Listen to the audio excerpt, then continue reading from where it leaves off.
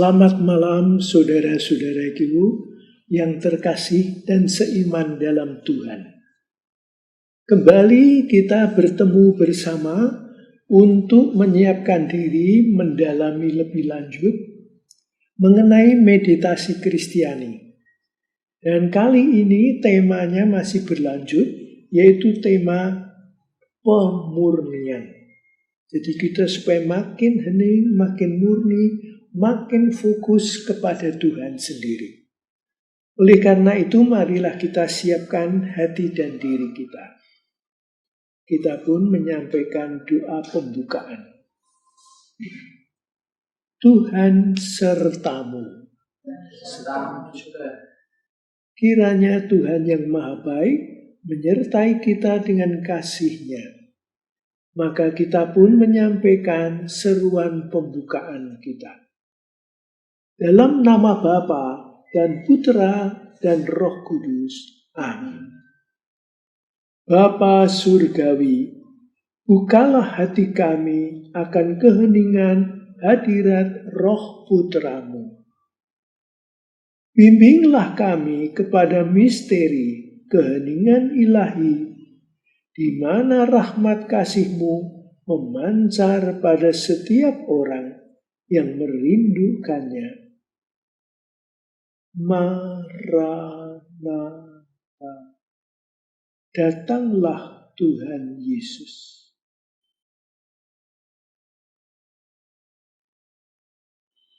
Kita susul dengan kutipan firman Tuhan yang ikut menerangi, menuntun kita, yang kami ambil dari surat Santo Paulus pada umat di Korintus yang kedua, bab 5 ayat 11b sampai dengan 15. Bagi Allah, hati kami nyata dengan terang.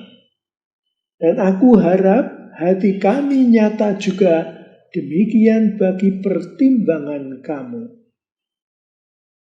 Dengan ini kami tidak berusaha memuji-muji diri kami sekali lagi kepada kami, tetapi kami mau memberi kesempatan kepada kamu untuk memegahkan kami,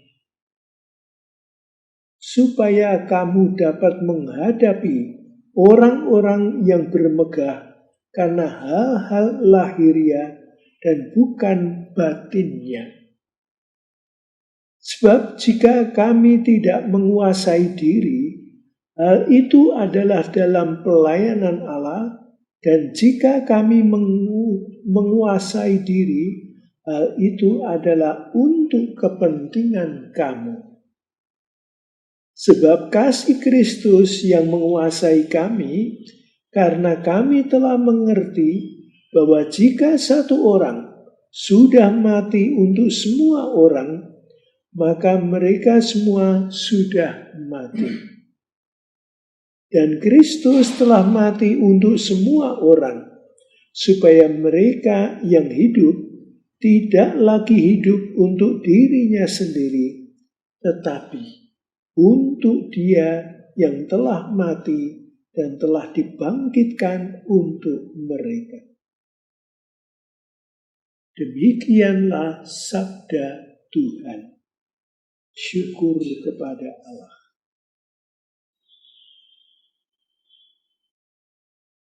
Saudara-saudari yang terkasih, nampak sekali dalam kehidupan kita, setiap kali kita hening, meditasi, menenangkan diri di hadapan Tuhan, rahmat Allah menyertai, menerangi kita. Seperti tadi juga diutarakan Santo Paulus dalam kutipan tadi. Nah, sekarang dengan bermeditasi, kita pun juga setiap kali menenangkan diri, meninggalkan dunia ramai, untuk sungguh-sungguh tenang di hadapan Tuhan, mendengarkan Dia. Dan pada waktu kita hening meditasi, apa yang terjadi? Yaitu Tuhan bersabda dalam batin kita. Jadi bukan sataan suara-suara dari jauh, bukan. Tapi Tuhan berbisik dalam lubuk hati kita, suara hati kita, atau jati diri kita yang sejati. Nah, itulah kehadiran Tuhan yang menyertai, melindungi, menuntun kita.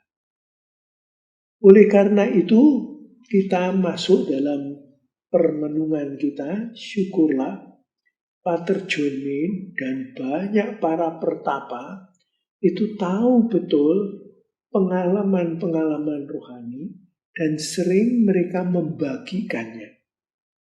Sehingga kita, saudara-saudari seiman, itu tertolong makin mengenal Dia. Nah, di sini kita lihat, syukur juga saudari kita seperti yang kita ikuti sekarang ini, ada Ibu Kim Nataraja yang menangkap perwahyuan-perwahyuan lewat para kudus, lewat para pertapa, dan Kim ini menguraikan dengan kata-kata beliau sendiri dan menerangkan apa itu. Dan kita pun juga menangkap pengarahan-pengarahan yang disampaikan lewat para pertapa, para pendoa ini. Dan Kim membantu kita dengan rumusan-rumusannya. Antara lain apa yang disampaikan, yaitu kecanduan pikiran. Jadi kita sudah lihat, Romo John Min mengatakan, sering otak kita ini mengendalikan kita. Nah, sekarang kita lihat, rupa-rupanya ada kecanduan-kecanduan pikiran kita. Oleh karena itu kita lihat, rupa-rupanya pada waktu kita itu menghadapi masalah, memikir, juga waktu kita berbicara dengan orang, atau mempelajari sesuatu. Sering pikiran-pikiran kita main peranan mendominasi. Dan itu dengan demikian gagasan-gagasan, gambaran-gambaran dalam budi kita membuat kita itu tak bisa menyatu. Kita tercerai-berai, terpecah. Karena melihat ini dan itu. Akibatnya apa? Juga kontrol kita itu oleh pikiran-pikiran kita itu menyebabkan kita tak bisa sungguh hening. Tapi dikendalikan pikiran-pikiran kita. Nah, lalu kita lihat rupa-rupanya pada waktu itu sudah tercerai-berai, sering reaksinya lagi yang muncul apa? Ketakutan. Aduh, bagaimana ini? Pikirannya bagaimana? Lalu realita-realita tidak kita lihat apa adanya, tapi saya khawatir, nanti jangan-jangan gini, nanti jangan gini. Nah, disitulah kita mulai melihat, yaitu bahwa kita mulai khawatir, takut. Dan bahkan pikiran-pikiran juga menggugah ide-ide lain. Waduh, nanti saya tergantung. Waduh, saya nanti harus gini, harus gitu. Timbul juga rasa bersalah. Padahal ini buah dari pengetahuan kita, dari pikiran-pikiran kita. Oleh karena itu, pada waktu kita betul bisa hening, bermeditasi, dekat dengan Tuhan, penuh percaya apa yang terjadi, kita mengalami ada ketenangan. Ada penerimaan diri. Bahkan kita terintegrasi. Yang saya tangkap dengan jati diri kita, kata hati kita yang dalam, dan realita itu makin menyatu. Maka kita juga makin tenang. Nah, perjalanan rohani itu antara lain muncul dari sini. Waktu orang makin tenang, penerimaan diri, lalu tidak khawatir, tidak terpecah-pecah itu, kita lalu juga makin siap untuk berkembang dalam hidup rohani. Nah, lalu apa yang terjadi berikutnya? Yaitu kita rupa-rupanya sejak dari kecil anak-anak, maka itu sangat menentukan pendidikan anak. Itu kita itu dari kecil itu dimasuki input dari orang tua. Awas gini, nanti kalau ini belum lama kita juga melihat itu ada anak kecil, masih katakan ya kanak-kanak itu ya, mungkin belum TK, tapi dia sudah banyak bergerak. Nah, waktu dia bergerak ini apa yang terjadi? Di rumahnya itu ada itu kayak panjat tebing. Dia coba panjat tebing.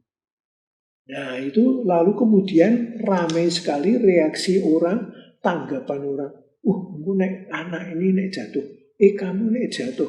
Nah, para orang tua itu juga cenderung begitu. Jangan naik-naik nanti nek jatuh. Nah, itulah apa yang terjadi. Itu sering terjadi gitu. Sehingga anak yang sebetulnya kreatif mencoba, memang dia juga akan hati-hati karena dia tidak mau jatuh.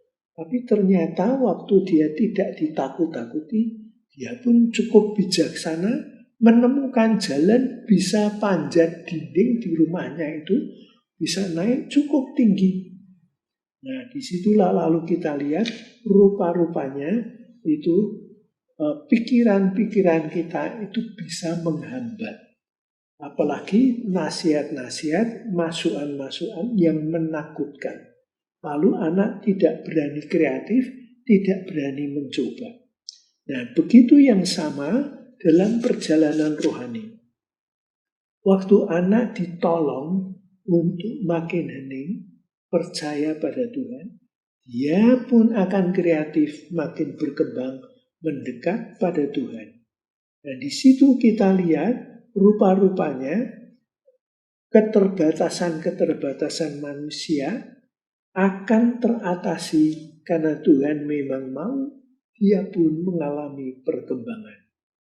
Nah, oleh karena itu kita melihat rupa-rupanya dalam hidup itu kita juga punya mekanisme reaksi terhadap gagasan-gagasan yang telah kita terima. Dan ini yang terjadi apa? Yaitu bahkan kadang-kadang dalam hidup rohani ada muncul reaksi tak percaya akan ateisme. Tuhan tidak ada dan sebagainya. Itu sebetulnya itu reaksi orang sebetulnya terbuka pada Tuhan, tapi karena pikirannya itu dikendalikan oleh ide-ide ateisme, Tuhan itu gini-gini, itu lalu orang tidak mau ketuhanan yang membelenggu. Dan disitulah lalu kita pelan-pelan melihat rupa-rupanya kita pun juga makin bisa berkembang. Dan di sini kita lihat otak kita pun ada kerinduan mencari yang bermakna, yang berarti. Nah, disitulah lalu kita melihat itu juga para tokoh-tokoh, para filsuf, antara lain Meister Eckhart dari Jerman, mistikus abad ke-14, dia pun juga mengatakan, yaitu sering kita ketuhanan kita itu digenangi ide-ide yang tak tepat. Oleh karena itu Meister Eckhart, filsuf tapi juga seorang mistikus, dia mengatakan kita berdoa, Tuhan, bebaskan aku dari Tuhan-Tuhan palsu, yaitu di dalam otak kita. Dan disitulah lalu kita bisa berkembang, yaitu makin menjumpai kasih Allah. Kita pun juga makin menyatu, terintegrasi dengan Dia. Dan di situ lalu kita lihat, yaitu kita mengalami proses seperti anak yang hilang.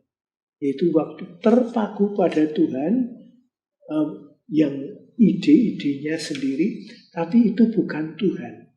Maka dia meninggalkan, seperti ayah itu, si anak ini kemudian meninggalkan tempat dia tidak bahagia, dia kembali mencari pulang ke rumah Bapa. Dan di situ dia melihat bahwa dia berjumpa dengan ayahnya yang penuh kerahiman, penuh maaf. Dan dia berjumpa dengan Allah sendiri. Nah, proses ini perlu dialami. Rupa-rupanya orang itu pada awal itu sangat lahiriah. Apa yang menyenangkan, apa yang baik, itu yang fisis, material. Tapi waktu dia makin hening, dia menemukan ada kebenaran-kebenaran yang lebih dalam. Nah, di situ ternyata benak kita, otak kita juga mengalami, yaitu proses-proses. Pada awal kita banyak berpikir, ini begini, oh itu begini. Lalu bagaimana? Nah, di situ gelombang otak kita itu gelombang beta, aktif berpikir. Tapi waktu kita makin berkembang, pikiran-pikiran kita itu makin tenang, dan lalu rupa-rupanya otak kita pun juga makin hening. Nah, di situ gelombangnya itu lalu masuk ke gelombang alfa, lebih tenang. Itu mereka yang mengamati tahu, yaitu otak kita tidak aktif gitu lagi, tapi makin hening, makin tenang. Bahkan kemudian masuk ke gelombang theta, hening, tenang, meditatif. Nah, disitulah orang mengalami keselarasan, yaitu kita menemukan diri selaras dengan realita rohani, ilahi, yaitu kasih. Orang makin hening. Maka dalam meditasi, prosesnya pelan-pelan, orang akan masuk sampai pada keheningan. Dan itulah yang kita coba jalani. Maka Pater John Min juga sarankan, ulangilah, jalanilah, usahakan tiap hari 2 kali. Pagi, sore, atau petang. Nah, pelan-pelan nanti kita mengalami proses itu. Dan waktu kita mengalami proses itu, apa yang terjadi? Pengalaman tadi yang luka-luka batin, pengalaman tadi juga makin mereda. Maka emosi-emosi kita juga makin mereda. Dan pada waktu kita itu makin mereda, apa yang terjadi? Kita makin mengalami kedamaian. Kedamaian yang mendalam, sukacita yang tak terkatakan. Dan itu semua merupakan buah dari kesetiaan, komitmen kita pada meditasi. Kesetiaan kita, komitmen datang mencari Tuhan. Nah, disitulah lalu otomatis kehidupan pribadi kita pun makin hening dan kita makin menyatu, makin satu dengan Dia. Nah, kemudian kita lihat dalam proses itu apa yang terjadi waktu kita makin menghakimi, pikiran kita tidak ego, tidak dominan, menguasai, maka juga disarankan jangan menghakimi. Yesus pun juga mengatakan, kenapa kamu mau mengeluarkan selumbar dari mata saudaramu, padahal balok ada di dalam mata. Berkali-kali Yesus juga pesan itu. Dan Alkisah itu kebetulan ada cerita kejadian, yaitu ada pertapa yang jengkel, marah-marah karena menghakimi. Maka dia ambil keputusan, oke, saya akan meninggalkan biara saya, komunitas saya bertapa di gua. Tapi apa lacur, waktu dia bertapa itu, dia siap-siap menata diri. Waktu dia menyiapkan air, itu kendinya itu tertumpah. Aduh, tertumpah. Tapi dia tidak menyalahkan orang lain. Kalau itu dibiara, saudaranya, temannya itu yang disalahkan. Terus dia ambil lagi, dibersihkan, terus dia ambil lagi. Pada waktu dia air kendi itu dibawa untuk dia letakkan, kok terjatuh. Lalu tumpah lagi. Wah, terus dia marah betul. Ternyata luka batinnya itu masih ada. Nah, cuma sekarang tidak ada orang yang dimarahi. Dia marah besar. Wah, apa yang terjadi? Kondinya dirusak. Ganting. Lalu dia, waduh, keliru aku. Lalu dia dengan rendah hati mengakui, oke, saya akan kembali ke biaraku dan ikut serta. Nah, disitulah lalu dia mulai makin hening dengan rendah hati kembali pada komunitasnya. Nah, dengan kata lain, rupa-rupanya dalam hidup kita itu selalu perlu metanoia. Dan pertobatan ini tidak cukup hanya pertobatan lahiriah, tapi betul-betul pertobatan hati. Hati yang berbalik, yang pada kesempatan lain sudah saya sebut, yaitu arahnya kepada Dia sendiri. Datang kembali pada Dia. Dan di situ pada waktu kita kembali pada Dia, kita menemukan makna, menemukan keindahan, keheningan yang sejati. Dan disitulah kita menemukan atau disadarkan, yaitu sungguh lepas, menjadi miskin, tidak terbelenggu lagi.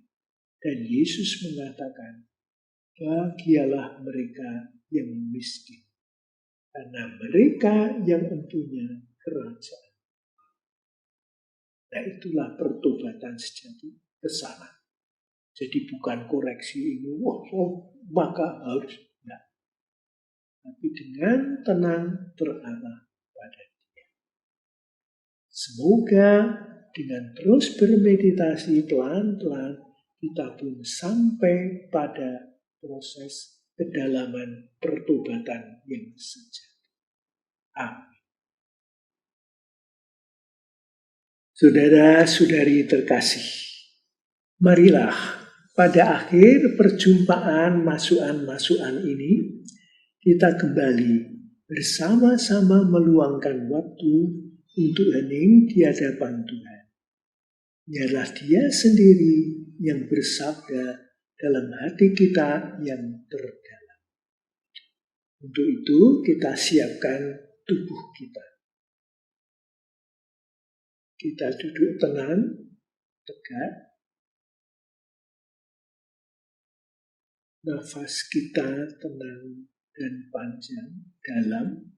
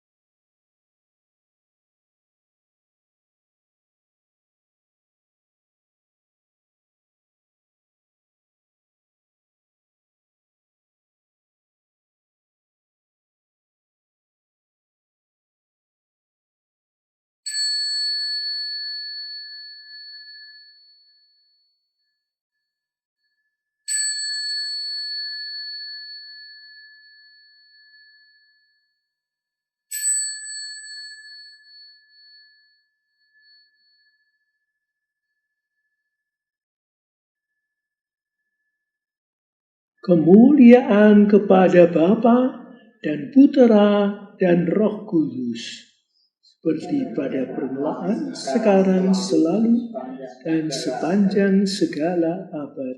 Amin. Saudari-saudara terkasih, para meditator, marilah kita akhiri perjumpaan kali ini justru dengan kembali datang pada Dia. Supaya kita betul-betul menemukan damai yang sejati, menemukan keindahan kasih, kehadiran Tuhan bagi kita. Untuk itu, marilah kita siapkan hati dan diri kita. Kita doakan doa penutup. Semoga kelompok meditasi ini menjadi rumah spiritual yang sejati bagi yang mencarinya. Semoga keheningan ini menjadi kekuatan untuk membuka hati kita semua pada citra Allah. Sehingga dengan demikian kita saling mengasihi, mengalami damai dan berlaku adil dan menjadi manusia yang bermartabat. Semoga keindahan kerahiman ilahi memenuhi hati setiap kita yang berdoa di sini dengan harapan dan kegembiraan. Semoga kita yang berdoa di sini dikuatkan oleh Roh Kudus untuk melayani semua yang datang dan menerima mereka sebagai Kristus sendiri. Doa yang sederhana ini kami ucapkan dengan perancaran Kristus Tuhan kami. Dengan ini acara kali ini sudah selesai. Biarlah Anda selamat melanjutkan lagi masukan-masukan yang sudah maupun yang lain yang akan datang. Biarlah selalu makin memperkaya Anda maju dalam jalan keheningan. Tuhan sertamu. Sampai jumpa lagi.